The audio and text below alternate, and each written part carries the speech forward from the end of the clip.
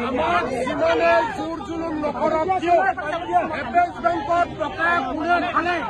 তাৰ প্ৰশ্ন আমি কৰিমেই চৰকাৰে দিব লাগিব কোনে খালে তাৰ বিচাৰ অসমবাসীক দিব লাগিব যেতিয়ালৈকে ইয়াৰ উত্তৰ নাপাওঁ তেতিয়ালৈকে আমাৰ আন্দোলন অব্যাহত থাকিব আমি হাজাৰ পুলিচ লগাও বাধা দিলেও অসমৰ সম্পদ এপেক্স বেংকত টকা লুটি খোৱাসকলৰ বিৰুদ্ধে